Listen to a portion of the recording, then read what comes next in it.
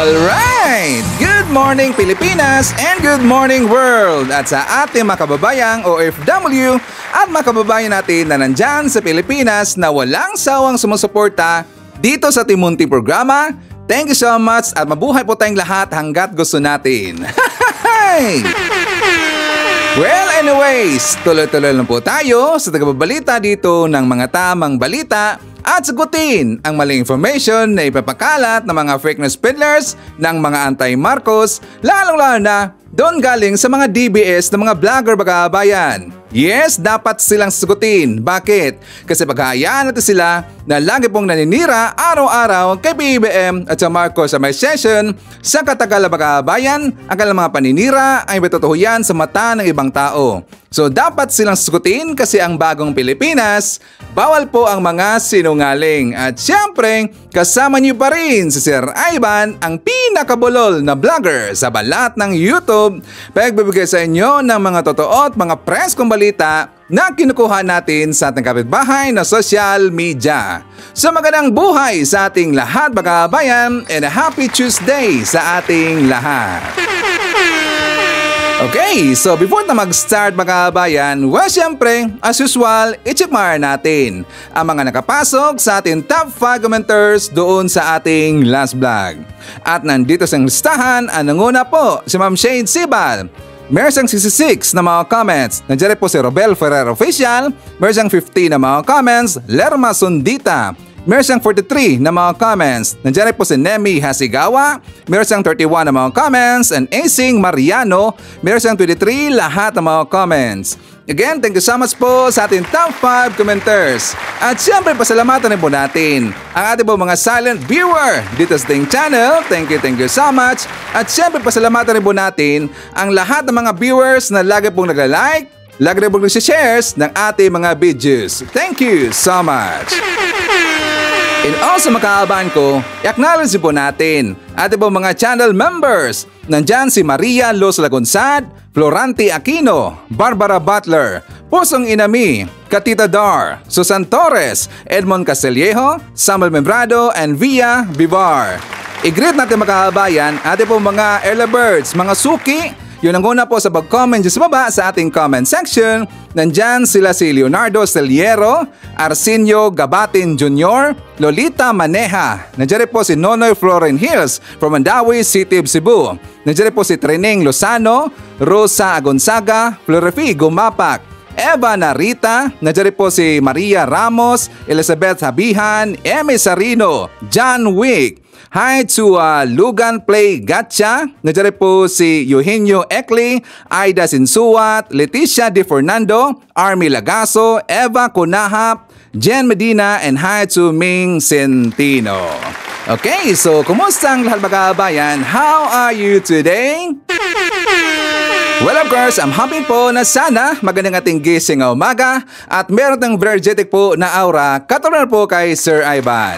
Siyempre, as usual, doon po sa kababayan po nagigising pa lang at wala pang energy, don't worry. Painitin ko po kagad yung mga maga kasi marami mga baon na mga pasabog at mga balita sa Sir Ivan na magamit ho natin. Ibang-ibang po sa mga ipinapakalat na mga fake news ng kabilang kampo, mga fake news peddlers. At syempre mga kababayan ko, dapat silang kukurtin araw-araw kasi sila po ay salot ng lipunan. Okay, good morning Pilipinas, Luzon, Visayas at Mindanao. Well mga kababayan ko, did you miss me? Mga haters, did you miss me? Pasensya kahapon mga kababayan, no? Super busy talaga eh. At saka ang dami pong ginawa ni Sir Ivan doon po sa office mga kababayan. Well as usual, ganun pa rin po, everyday, the same task, the same pa rin po na mga ginawa, walang nagbago mga kababayan. So hopefully na pasensya talaga. Hopefully kapag nandun na po tayo sa Pilipinas at saka focus na po sa pagbablog si Sir Ivan. Well, tuloy-tuloy na po tayo makabayan. Okay. Well, anyways, while kahapon na wala si Sir Ivan, nagbasa-basa po ako ng mga comment makabayan. At saka ang dami rin po mga pinasa sa atin po na mga balita at saka yung mga informations makabayan na dapat rin po nating talakayin. Kasi nga, siguro mga 13 yata na mga accounts or mga viewers natin na nag-forward po sa atin po ng mga pictures at saka video makabayan. Mamaya pag-usapan natin yan. makabayan. Kasi nga nandun po itong nandun po itong si Bongo, about rin po dito kay Pulong na Duterte makabayan. Kasi nga maraming nagdududa kay Pulong kung bakit daw malaki ang kanyang bahay makabayan. So meron pong ebidensyang nakita sa Saiban at mismo po itong si Digong po ang nagsabi makabayan.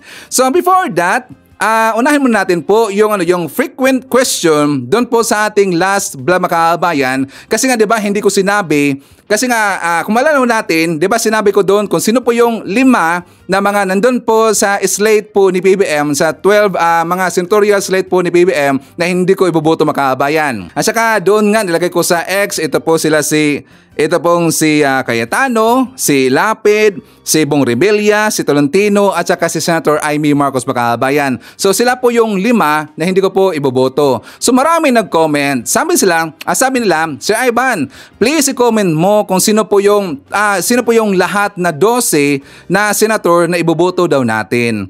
Makahabayan ko, it's up to you kung sino po yung ilagay doon sa tinanggal ho natin sa 5. At saka para sa akin, kung ako po yung tatanungin makahabayan, mas maganda rin po na ilagay po natin po yung oposisyon. Yung mga dilawan makahabayan. Kasi nga, alam ho natin na wala pong perpekto po na gobyerno makahabayan. So kapag kasi para sa akin, kapag kasi na lahat na po sa buong grupo kasi sa 12 slate po ang ilagay natin po dyan sa Senado, baka kasi makabayan, baka kasi na puro lang po, baka mangurakot kasi. Alam ho natin na si PBM, matino ho siya na presidente makabayan. Matino po yung mga Marcos at napakabuting tao. Alam ho natin yan, hindi ho siya kurap. Sinabi na ho yan mismo po ni Digong makabayan na ang Marcos, si PBM, hindi siya kurap. Ngayon, kapag kasi yung lahat po ilagay natin makabayan, yung remaining, yung 8 makabayan, yung 7 na ilagay ho natin diyan, iba kasi mangurakot makabayan. Saka walang magfi-filter dito. Kapag meron pong yung utak, well, wala kong i-point doon kung sino yung makabayan na meron pong yung utak, baka kasi mangurakot makabayan. So talagang diretso lang po yung pangurakot, hindi yan ma-filter. So I advise na sana po ilagay rin po natin yung opposition makabayan. For example, sa grupo nila ni Senator Risa Hontiveros or sila basta sa kabila makabayan, sa mga dilawan po. It's up to you kung sino doon ang inyong ilalagay. Okay? And also makahabayan ko, pag-usapan rin po natin. Actually, itong si Bongo, well, hayaan ko na sana Hayaan ko lang sana ito makahabayan. Kaya lang, ito pong si Panelo makahabayan, merong sinabi. At mukhang yatang inatake na naman po ng kanyang mental breakdown makahabayan. Ang sabi po ni Panelo, sabi niya, PBM talo sa 2022 presidential race kung kinalaban daw ni Bongo makahabayan. Kung kinalaban daw ni Bongo si PBM last election makahabayan, matatalo daw. Si PBM, matatalo ni Bongo. Hindi nga kaya siguro ni Bongo si Doc Willie Ong makahabayan. Ay siya nga pala, napahayag si Doc Willie the other day makahabayan, na kung sakaling gaganda daw ang kanyang sitwasyon, ang kanyang health makahabayan, tatakbo daw siya sa senatorial race sa 2025. Kasi according sa kanya, kapag okay daw ang kanyang pakiramdam, lilipad daw si Doc Lesa sa Pilipinas uwi para po mag-file po ng candidacy dito kay Doc Willie Ong makahabayan. Si Doc Willie Ong tatakbo bilang senator. Pero alam niyo makahabayan, para sa akin much better na lang siguro na mag-relax na lang itong si Doc Willie Ong. Kasi nga hindi po maganda ang estado po ng kanyang health makahabayan. Alam ho natin po kung ano ang kanyang sakit ngayon. At saka naalala ho natin, sinabi niya na kung bakit daw nagkaroon siya dito ng sakit na ganyan makahabayan. Di ba sabi niya dahil daw sa stress. Kasi nung time po na siya po ay tumakbo bilang vice presidente, marami kasi siyang natanggap po ng mga bash makahabayan. Yung bash, alam mo natin kapag politika makahabayan, nandyan talaga po yung siraan, nandyan talaga po yung bashing. Siguro dinibdib niya makahabayan. Di ba sabi niya masyado siyang nasakta makahabayan. Tsaka ilang buwan, siguro taon po niyang inisip yung makahabayan, hindi niya nakayanan po yung mga bashing. Kaya daw siya nagkakasakit ng ganyan. Diba? Agree ba kayo sa akin mga kababayan? Kasi para sa akin, sana lang mag-retire na lang po itong si Doc Willie Ong to be remembered as a good doctor instead as a failed politician. Mas masakit yun mga kababayan. So pasensya po no kay Doc Willie Ong, sana marilas lang po at saka iwas-iwas lang po dito sa politika. Okay? So mga kababayan ko, pag-uusapan pa rin po natin si Bongo. Diba sinabi po ni Bongo mga kababayan, sinabi daw ni Panelo na matatalo daw ni Bongo si PBBM kapag tumakbo daw last election itong si Bongo mga kababayan at kinalaban daw itong si PBBM. Matatalo daw. Saka sinabi ko na mas matatalo pa siya ni Doc Willie Ong. Bakit may nasabi si Ivan? Kung pupuntahan natin po ang kanyang Facebook account mga kababayan, well siya nga pala, son of God. Adopted sana pala ng Gapan City, Nueva Ecija, ito pong si Bongo mga kababayan. Adopted sana po doon. So kung titignan ho natin ang kanyang mga post mga kababayan, tsaka before that, ilan ba lahat ang followers po ni Bongo? Diba 1.6 million lahat mga kababayan? 1.6 million po ang followers po ni Bongo. Tapos kung ihahambing natin, i-compare natin po kay Doc Willie Ong mga kababayan, every time na siya po ay mag-vlog, at saka ilang beses siya sa isang araw po mag-vlog mga kababayan, diba 3 times a day, each vlog po ni Doc Willie Ong, 500,000 ho yan or almost million po. At saka ang iba, lampas po ng million ang kanyang views mga kababayan. Tapos dito po kay Bongo, sa post niya mismo po doon sa kanyang Facebook account, only 167 po na mga shares. Tsaka meron siyang live mga kababayan. Nakita ko po na merong live, ito pong si Bongo. Ilan lang po ang kanyang views?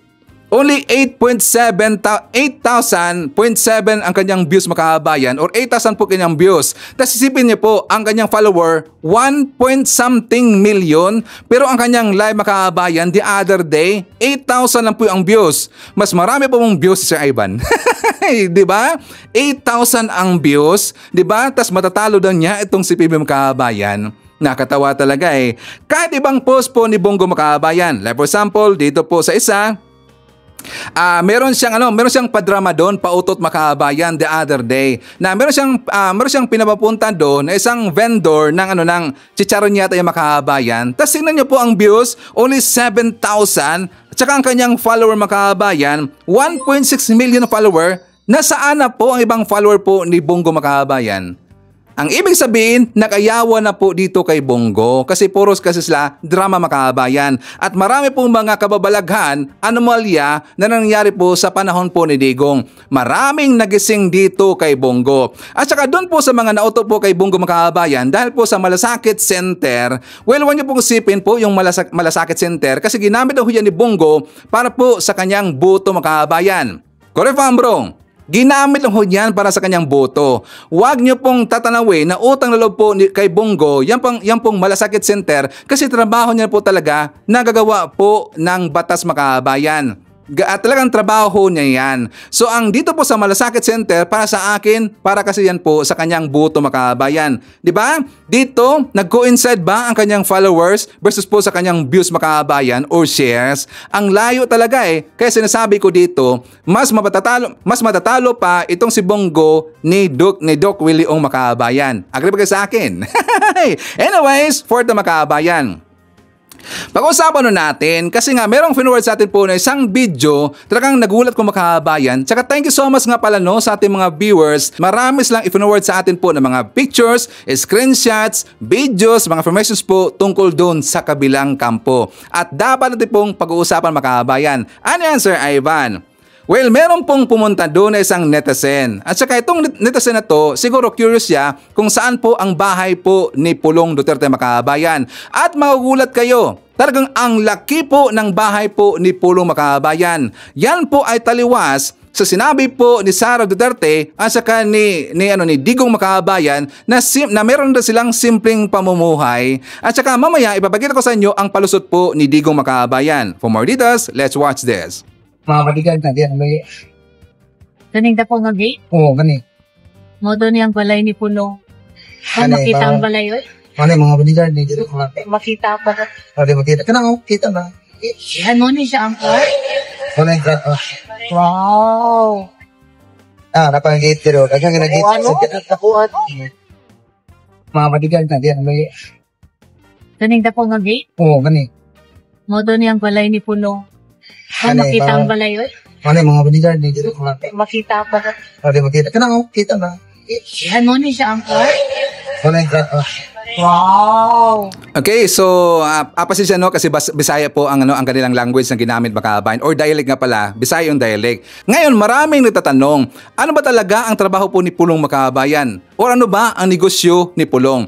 Kahit ako, talagang nagtataka ko mga kabayan, nagtataka talaga si Sir Ivan kung ano ba talaga ang negosyo ni Pulong. Kasi kung hahanapin ho natin, i-research natin po dyan sa Google, iba kasi ang lumalabas mga kabayan. Like for example, i-research ko ang negosyo ni Pulong Duterte. Sabi dito, Paulo Duterte's scandalous 51 billion pesos. Philippine President Duterte's son denies drug rule. Sabi pa dito, Pulong Duterte, dalawa pa idinawit sa drug smuggling. So wala talaga tayo pong makikita dyan po sa Google kung ano ba talaga ang negosyo po ni Pulong Duterte makabayan. Diba? Talaga pong nakapagtataka makabayan. Kahit mismo po sa Google, hindi po natin makita, hindi natin alam kung ano ba ang negosyo po ni Pulong Duterte. Kung bakit ganun po kalaki at kalawak po ang property ni Pulong makabayan. Diba? Unlike po sa mga richest people sa Pilipinas, diba? Kilala naman natin sila kung sino sila makabayan. Unlike doon, alam natin po ang kanilang mga negosyo makabayan. Pero yung Duterte or si Pulong, hindi talaga natin po alam makabayan. So ito po ang palusot ni Digong. Sabi ni Digong, ang sister-in-law or yung asawa daw ni Pulong makabayan, meron dang negosyo na mga ukay-ukay at saka lagi daw nagtatambay doon sa pantalan makabayan. Pero meron po siyang sinabi dito na nasangkot daw sa smuggling, ito pong si Pulong at saka ang kanyang asawa makabayan.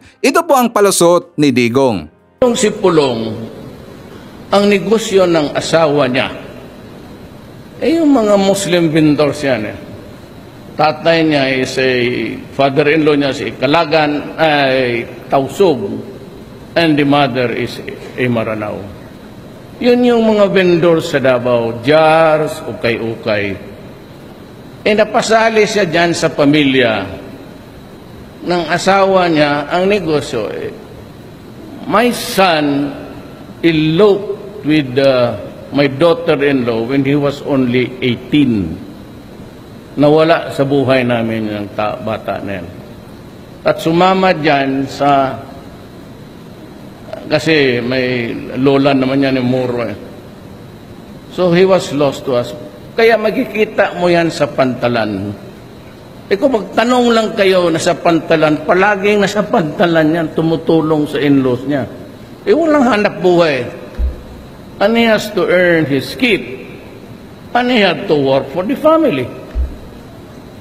Pero kung yung mga jazz ukay-ukay, yung pinapalusot ng in-laws niya, if that is smuggling, then give me an accounting and I will resign. Walang problema yan sa akin. But what am I committed to do is there will be no corruption in this government. There will be no corruption daw sa kanyang time makabayan. Wala nang corruption sa panahon po ni Digong. Inuto pa tayo Ngayon naglabasan na po yung mga korupsyon makabayan sa panahon po ni Digong, di ba? At hindi na po natatago nila. Kahit nga yung taga Davao makabayan, meron po nag-comment na taga Davao, alam niya yung mga kalakaran dyan sa panahon po ni Digong makabayan. Sabi dito ni Miyako Isabel, sabi niya, bilang taga Davao, hindi ako na-shock sa pagkakurakot ni Sara. It runs in the family. General knowledge na yata sa city yan, kaya lang walang gustong magsalita. May nag-a-attempt na sana. May nag-attempt sana yung radio announcer pero patay makabayan. Kilala na po natin kung sino po yung radio announcer makabayan. Tinigi kasi nga siguro naging critics po kay Digong at saka marami siyang alam po tungkol kay Digong makabayan. Alam natin yan, sinabi na natin yan na kapag ikaw po ay haharang po sa daanan po ng mga Duterte, well, ililigpit ka makabayan. Siguro yun po ang nangyari po doon sa radio announcer. Pati nga ang taga Davao, alam nila yung kalakaran po ng mga Duterte makabayan. Tapos tayo po na hindi po taga Davao, talaga mong magtataka tayo ano ba talaga ang negosyo po dito ni Pulong at saka ng mga Duterte makabayan. Ngayon, kung malalaw natin, yung pong speech po ni Digong makabayan, that is during na meron na pong pumutok, meron pong lumabas po ng mga balita na nasangkot itong si Pulong mga kababayan sa smuggling. Pero dito po naka-attach sa drugas mga kababayan. Hindi po doon sa sinabi po ni, di ba, sinabi po ni Digong na dito daw sa mga ukay-ukay at saka iba pang mga gamit mga kababayan. Ang sister-in-law daw ni Digong or asawa po ni Pulong, yun daw yung nag-smuggling mga kababayan. Itinuro ni Digong yung pamilya po ni Pulong, smuggler mga kababayan. 'Di ba? Talagang nadulas doon si Digong eh. Talaga pong nakapagtataka. So yan po, ganun po kayaman ang Duterte. Hindi po simpleng tao ang Duterte mga kababayan. Okay? So dapat mag-isip-isip po tayo. So before po mag-jump po sa ating next topic mga kababayan, isarmar natin. Nandyan po si Rick Ramos, Nida Rodelia, Moneth Borromeo. Hi to Vivian Torne. Nandyan po si Felix Monsale. Hi to Marilo Bidnarek from Germany. Nandyan po si Rose Argel, Daldet Pasamonte, Joy Villamera, Raul Ananeth Miralles from Glendale, California. Okay? So mga kababayan ko, before na mag-proceed po, tsaka babalik doon sa mga init na mga issues, pampolitika, dito muna tayo po sa good news natin. Huwag natin kalimutan para alam po ng mga haters natin, mga anti-Marcos na meron pong ginagawang trabaho ang ating Pangulong si PBBM at ang Marcos Administration. For more details, let's watch this. Pinangunahan ni Pangulong Ferdinand R. Marcos Jr. ang pagbubukas ng bagong factory sa Tarlac na siyang kauna-unahang manufacturing plant para sa ginagamit na baterya sa e-vehicles. Yan ang ulat ni Alan Francisco. At the count of 3, Mr. President, may we request you to cut the ribbon. 1, 2, 3. Thank you, Mr. President.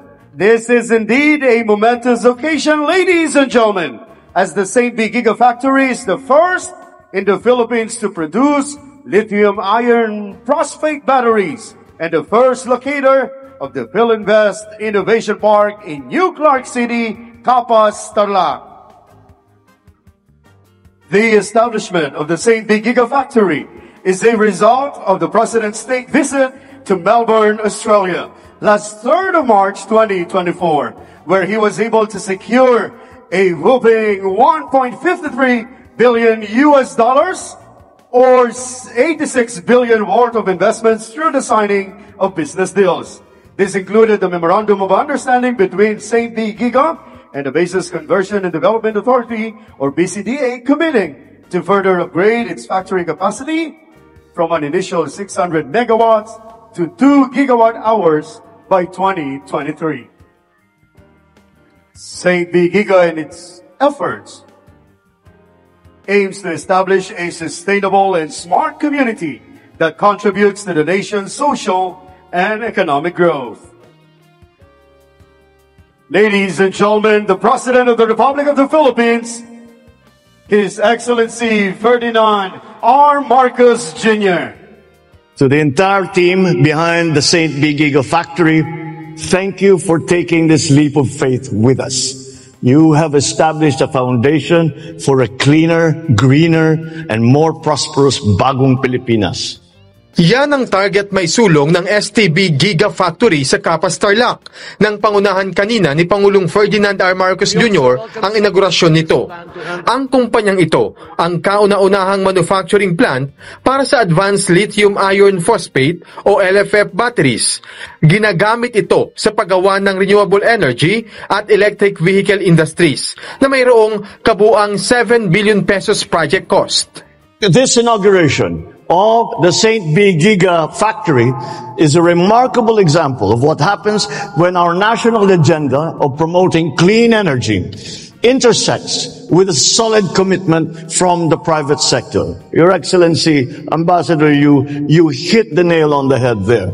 This is the best example that we can show, not only because we have finally brought it to fruition, but we brought it to fruition in what I consider to be record time. In fact, this development is among the pledges that we received during the Philippine Business Forum in Australia, Melbourne, last March. In Canberra, 6 months later, we are witnessing how this pledge has come into reality. Ang mismong kumpanyang STB Capital Partners na nakabase sa Australia ang nagpondo rito. Kapartner nila ang gobyerno ng Pilipinas. Ito ay resulta ng Philippine Business Forum na dinaluhan ni Pangulong Marcos sa sidelines ng ASEAN-Australia Summit noong Marso. Sabi ng Pangulo, bunga ito ng magandang samahan ng Pilipinas at Australia. It sends this message to the world. The Philippines is now ready to innovate, to lead, to become the go-to destination for high-tech, high-impact investments. Ayon kay Pangulong Marcos, magbibigay ito ng inaasahang 5 billion pesos investment projection. Higit 2,000 Pilipino naman ang mabibigyan ito ng trabaho.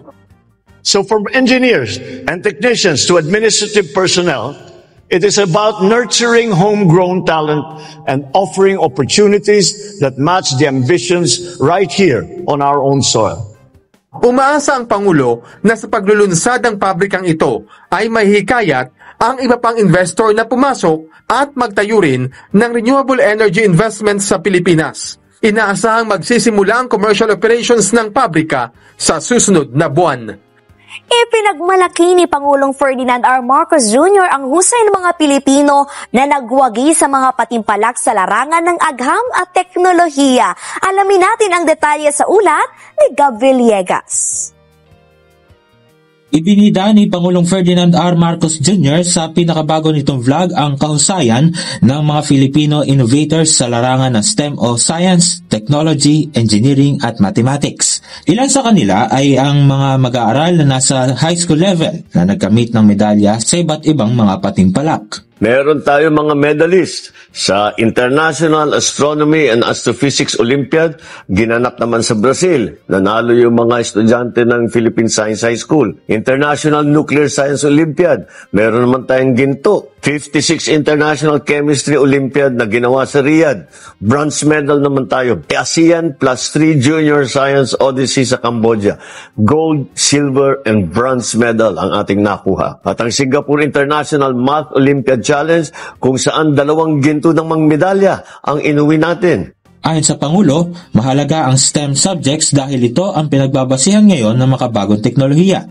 Anya, dumarami ngayon ang gamit ng makabagong teknolohiya sa buhay ng tao. Para magamit natin yung mga bagong teknolohiya na yan, kailangan ay sanay na sanay tayo, nakakaunawa tayo sa scientific studies o saka sa mathematics. Para tayo ay makikilahok sa bagong ekonomiya ng buong mundo. Sinabi rin ni Pangulong Marcos na patuloy rin ang pagpapatatag para sa siyensya at teknolohiya. Sa isang bagong Pilipinas, patuloy ang pagpapatatag ng pundasyon para sa siyensya at teknolohiya. Patuloy ang inobasyon dahil kaalaman ang ating sandata tungo sa isang maunlad at makabagong Pilipinas. Ano na DBS? Daming napahiya, no? Mga Antay Marcos, napahiya, no? Sabi ng makabayan, wala ng kwenta yung pagpunta ni PBM doon po sa ibang lugar, doon po sa Australia, makabayan. Di ba na yung una? Kumpanya po galing po sa Australia, makabayan, na nag-invest po sa Pilipinas dahil siyempre meron siyang trust po sa Marcos, meron siyang trust po kay PBM. Ang problema kasi dito po sa mga DBS, makabayan, yung mga supporter po na ni Digong at saka Nikki Buloy, lagi po nilang sinisiraan po ang Pilipinas, di ba? Riskiest country daw ang Pilipinas, makabayan. Riskiest countries daw at marami daw nag-alisan na mga investor sa Pilipinas. Sinisiraan lang, makabayan, na dapat nga ipromotahan natin. Tingnan nyo ngayon, ang bansang Australia, isa po sa mga negosyante po doon sa Australia, makabayan, nag-invest dyan sa Pilipinas. At yan po ay malaking tulong po sa ating kababayan pong mga Pilipino. Wala bang nagawa si PBM? Kasi meron pong nag-post, makabayan. For example, ito po. Under po sa Taps Collection po na account, itong si Yuki San, sabi niya, lampas ng 2 taon, wala pa rin tayong nakikita proyekto ng Marcos administration. Kawawang Juan de la Cruz na, makabayan. 2 years na daw si PBM, wala ba dang proyekto, makabayan? Si PBM walang proyekto. Ano po yung term na proyekto, yung project, hindi lang po infrastructure. Lahat na ho yan, general ho yan, makabayan. For example, hindi ba project ni BBM ang makaroon po ng ang ating pong mga kababayan po mga magsasaka, makaroon na po sila ng sarili po lang sakahan, makabayan, or sa kanila na po ang lupang kanila pong sinasakahan. Meron sila na pong land titles, makabayan. Hindi ba yan project? At saka hindi ba yan project ang pagpanghikayat po ni BBM na papasok po sa Pilipinas yung mga investors mga kabayan. Marami pong proyekto si BBM. It's many to mention. Pero ito kasi mga DBS mga kabayan, mga Antay Marcos, bulag naman kasi. 'Di ba? Wala daw proyekto si BBM 2 years na mga kabayan. At saka example ko to sa inyo. Ito pong mga Duterte dyan po sa Davao City. How many decades na po silang nakaupo dyan or hawak ang Davao City? Di ba ang pinaka-prior nila or ang pinaka-main nila po na proyekto doon makabayan, yung tungkol po sa war on drugs, para daw matanggal na daw yung mga drug lords doon sa Davao City makabayan. Isipin niyo po, ilang dekada na. Hanggang ito po sa time po ni Digong, siya po ay mayor makabayan. Hanggang naging mayor po itong si Sara Duterte at naging mayor po itong si Basti makabayan. Pero bakit meron pa rin pong shabu? According po dito sa balita makabayan, the police seized 792,000 worth of shabu from 4 dealers in trap in Agdao area in Davao City last Wednesday, September 25 makabayan. Yan ba? Ilang taon na po naupo ang mga Duterte dyan, tas lagi lang ipinagyayabang makabayan na the safest city daw yung Davao City. Safest city ang Davao City. Meron kang nahulihan po na Shabu makabayan, almost million ho yan. Just tingnan nyo lang po, every time na uulan dyan sa Davao City makabayan, babaha ka agad. Nasaan po yung 51 billion pesos ang sinabi po or project under po doon kay Pulong Makabayan? 51 billion pesos. Nasaan na kaya? Hindi kaya yung bahay Makabayan? Pulong, natatanong lang po kasi marami pong nagtataka kung bakit malaki ang iyong bahay. Ano ba ang negosyo mo? Diba? Tas ganun kalaki ang bahay, ganun po kalaki po yung property Makabayan. Diba? Kayo nga sabi nyo, simple politicians lang kayo. Ang pamilya Duterte, simple politicians. Pero bakit ganun kadami ang inyong properties? Pati po itong si Sara Duterte at saka si Digong Makabayan. Diba? Nakakapagtataka. Yan po ay questionable. Malaking questionable yan makabayan. Diba? Sabi lang magaling daw mga Duterte. Magaling daw. Ngayon makabayan ko, pag-usapan natin po itong si Vincent Tabigi. Alam mo natin si Vincent, talagang bumaliktad ho yan makabayan. Marami nag-comment, diba dyan po sa baba. Basahan nyo lang po, marami talaga pong bumaliktad. Marami talaga pong nagalit kay Vincent Tabigi kasi naging anti-Marcos makabayan or anti-PBM. Ngayon, ganap na po siya na isang DDS na vlogger makabayan. So, yung mga vlog po ni Vincent Tabigi na Kalye Serbe makabayan, maraming nagsasabi doon na piki daw yun. Kahit sino naman po na makita noon kasi nga chap-chap na po makabayan. 'Di ba? Chap-chap na po. Wala na po ang kanyang live po na Kalye Serbe makabayan. So marami talaga pong nag-iisip, ito talagang pinili to, nagiging bias na dito ito pong si Vincent Tabigi makabayan. So dahil po siya po ay kinuyog at marami na pong nag-unsubscribe sa kanya makabayan, napilitan siyang mag-live. Pero dito ibinida pa rin niya itong si Digong makabayan at talagang kumpirmado siya na po ay makadigong nyo makabayan. For more details, let's watch this. Yung tao kasi nahanap yung mga proyekto lalo na yung mga build. Yung build better more, di ko kasi maramdaman kay BBM mga kababayan. Wala talaga mga kababayan. Ito ay opinion ko lang, huwag sana magalit yung mga makamarcos ha. Noon kasi kaliwat kanan mga kababayan. Ayan sabi ni Opilia Bitamor, marami nang pumasok na mga Yung hanap kasi ng tao pang matagalan mga kababayan, 'di ba? Opinion ko lang 'to, wag sana magalit. Wala sana magagalit. Kaya wag niyo sabihin na balimbing ako kasi noon pa kami nag-update sa mga Duterte. Ngayon, kino-compare ko lang naman kasi mga kababayan, kino-compare ko lang yung dalawa. Wala sanang magagalit. Ito yung opinion ko lang bilang isang vlogger, bilang street vlogger na nakikita ko yung mga yung mga kaganapan dito sa kung saan po ako pumupunta. Iba talaga nung panahon po ni former President Duterte, mga kababayan. Kahit nasiraan po siya na maka-China, maka-ganito, wala talaga mga kababayan. Marami talaga siyang proyekto noon. Maraming tulay na inaipagawa.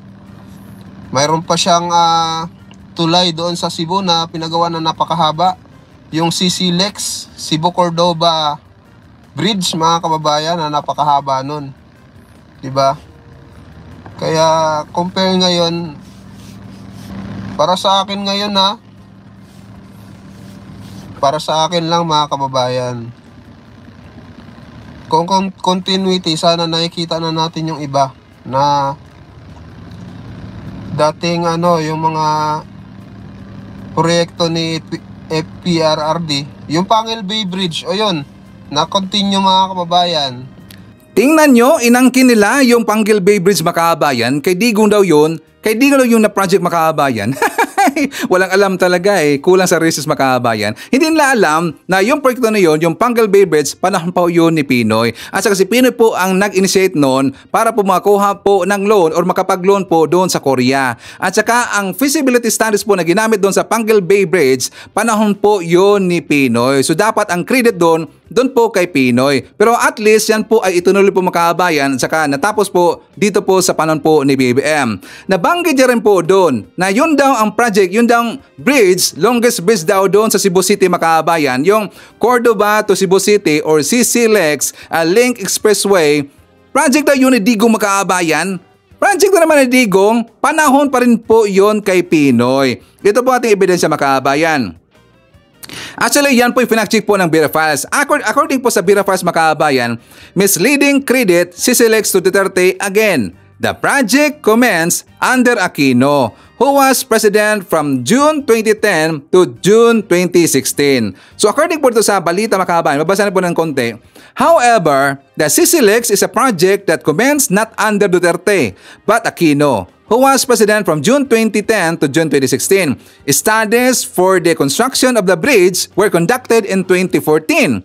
In January 2016, the MTPC or Metro Pacific Tollways Corporation filed a disclosure form stating it receives notices of award for the financing, design, construction, implementation, operation, and maintenance of the bridge. So para alam mo, Tabigi, sabi dito po sa planning, mga kababayan, ang history. The bridge was first proposed by Cordova Mayor Adelino Sitoy to connect his municipality and mainland Cebu in Cebu City. 2014, an unsolicited proposal was put forth by MPTC to build a bridge linking Cebu City and Cordova, which was under review by the Joint Venture Selection Committee between the two local government units for the, mga kababayan. In January 2016, Cebu Cordova Link Expressway Corporation or CCLEX signed an agreement on February 7, 19 billion pesos loan and security bond with 6 banks. Yan pong DBP, RCBC, BPI, at saka yung iba, mga kababayan. So ito po ating ebidensya dahil po talaga po ay panahon po pa ni Pinoy, mga kababayan.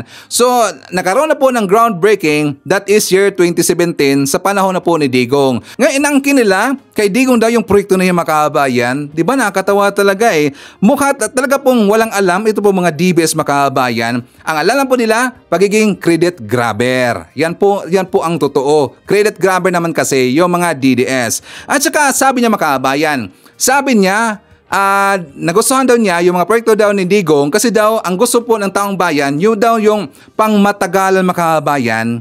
Hindi ba pangmatagalan ang proyekto po ni PBBM?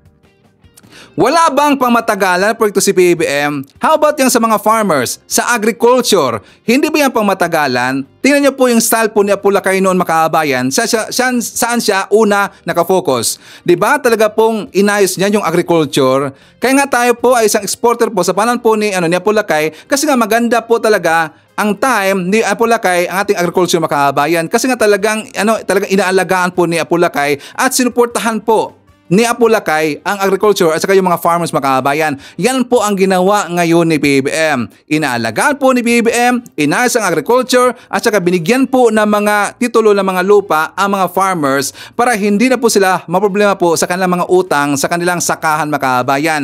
Yan po ay long term. Kapag maayos na po yung agriculture, aasahan natin, gaganda po yung ekonomiya, bababa na po yung mga presyo po ng ating bilihin dyan sa mga market, sa bigas, and also in the future, magiging exporter na naman po tayo ng bigas mga kabayan. Yan po ang goal at saka ambition po ni PBBM. Wala bang pangmatagalan na project si PBBM? Gunggong talaga di ba? Nakatawad lang mga kabayan.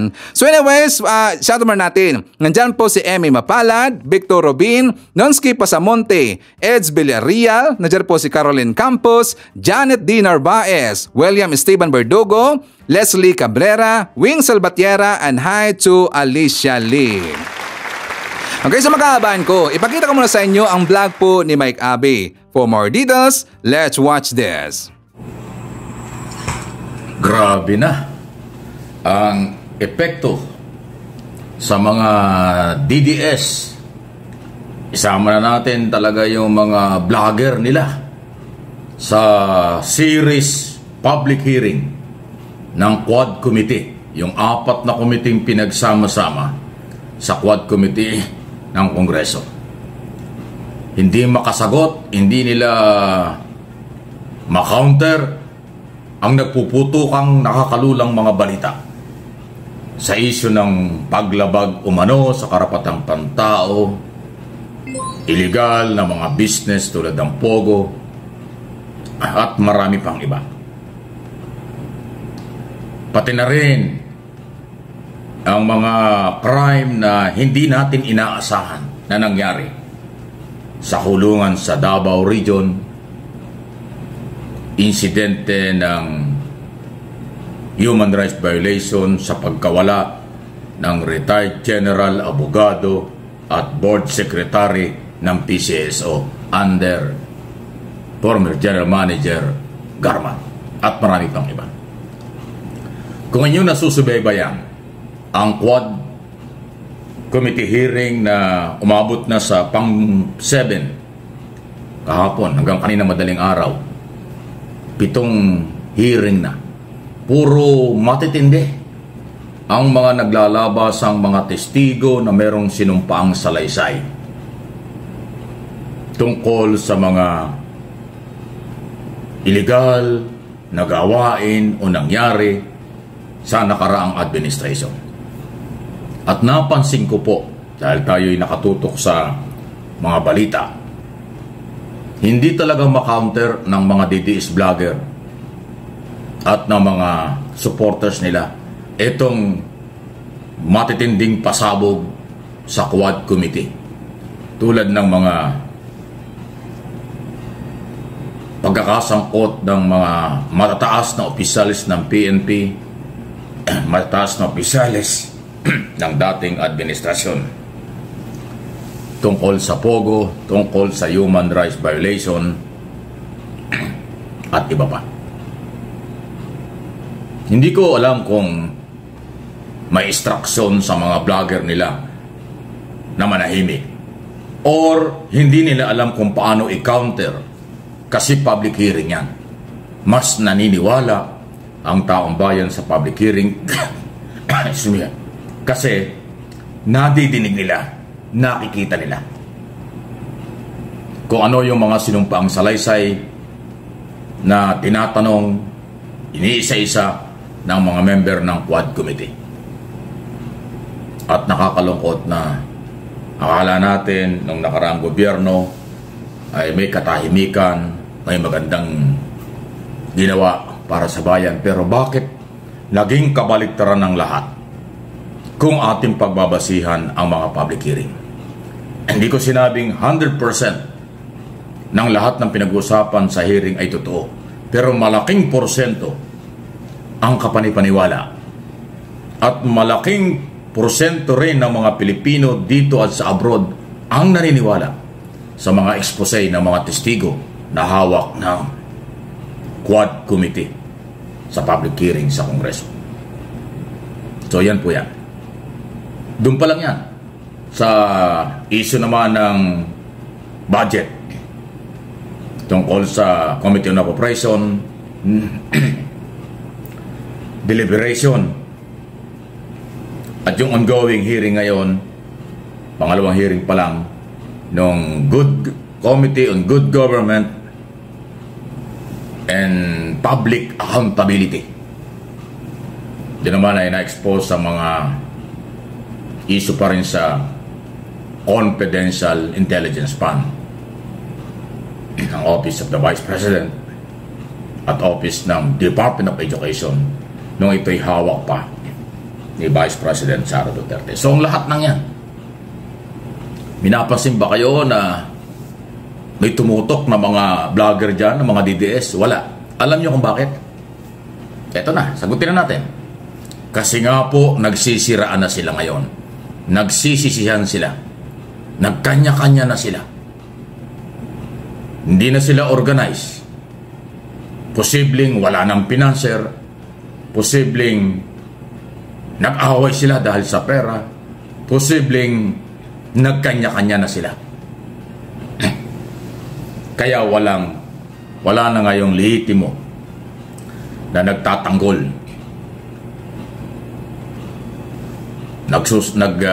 Nagsisilipan na sila. Yan po ang masamang epekto kapag hindi paninindigan ang daladala. Pag walang paninindigan, walang malasakit ng totoo sa bayan, sa ating batas at sa ating gobyerno, ganyan talaga ang mangyayari. Pag ang umiral ginamit o nagpagamit lang sila sa kung ano ang kapalit, aabot at mangyayari talaga ang ganitong sitwasyon na mag-aaway-away sila, magsisilipan sila. Ganon. Pero tingnan ninyo, yung mga voluntary na tumutulong sa administrasyon ni Pangulong Marcos, yung mga vlogger na tumutulong at nagmamalasakit sa ating bayan, walang ganon. Walang away, walang sulutan, walang intrigahan, kanya-kanya ng content. Kanya-kanya sila ng content na tinatapik dahil pagmamalasakit ang ginagawa nila. Kita nyo, tinatangkilik ng mga tao. Mas marami ang mga vlogger dito at sa abroad na pro-government, pro-administration, walang problema.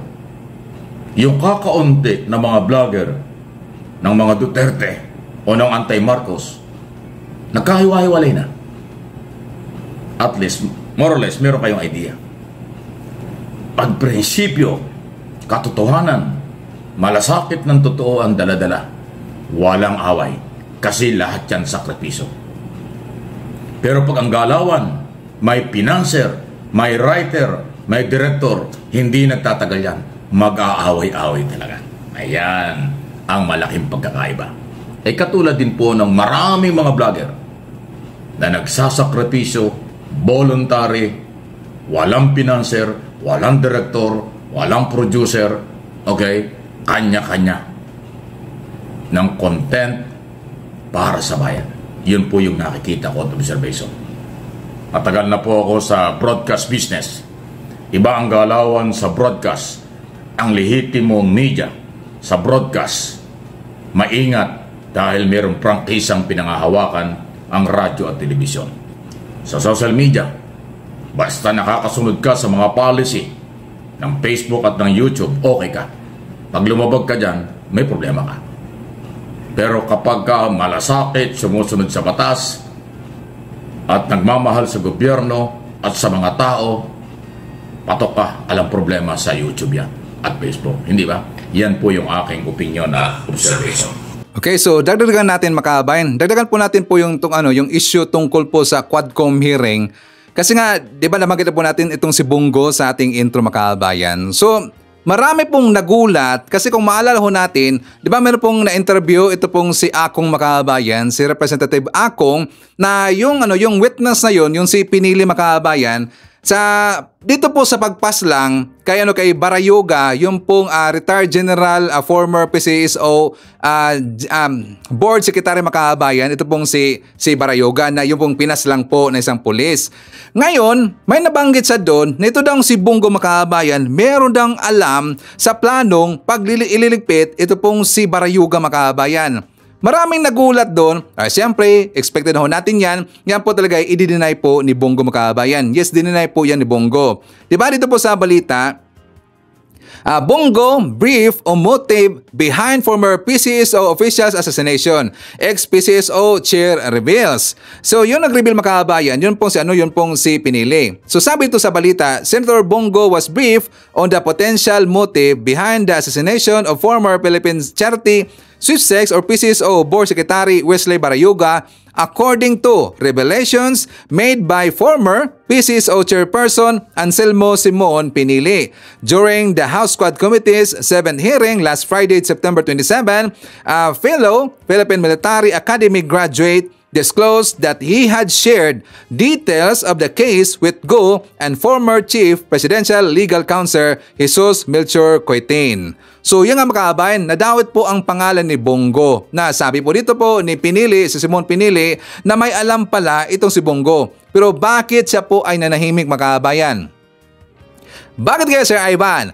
Siyempre, kasi nga sa tingin niya na madadawit kasi dito po yung pangalan po ni Digong Makabayan. So, minarapat niya, sa tingin niya, dapat siya pong manahimik na lang dito kaysa madawit po ang pangalan po ni Digong. Kasi masisira po yung pangalan po ni Digong Makabayan. Pero ngayon, hindi na po niya mapigilan. Kasi marami na pong mga whistleblower, mga witness, naglabasan na meron pong alam, ito pong si Bongo, doon po sa pagpatay po kay Wesley Barayoga makabayan. At saka talaga nagagalit doon po sa hearing na yun na kung saan yung mga sinabi po ni Mendoza na si Mendoza yun po yung nag-hire makabayan ng tao para po magligpit doon po kay Barayoga. At saka ito pong ang utos na yun ay galing po dito kay Garma makabayan at saka kay Leonardo.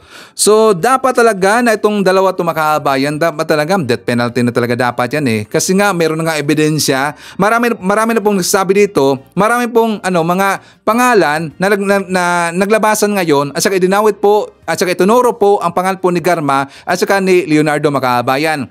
Sana buhayin po yung death penalty sa Pilipinas para hindi na po maulit po yung ganyan po na mga insidente makabayan or ito po mga kaguluhang ginagawa, kabulustagan or korupsyon dyan po sa PCSO. At saka alam na po natin kung sino po yung sangkot sa korupsyon dyan po sa PCSO kasi nga napag-alaman natin makabayan na yun pa lang si Wesley Barayoga, i-against pala yun sa plano po ni Garma at saka ng kanyang grupo makabayan. Kasi nga, itong si Garma at saka dyan po sila si Leonardo, siguro gumawa sila ng sindikato dyan po sa PCSO kasi ang plano ng makabayan, yung STL, yung small lottery na sweepstakes, gusto kasi nila na bibigyan kagad po ng certificate, license para po makapag-operate kagad makabayan na wala na hindi na po kailangan pong dadaan po sa board.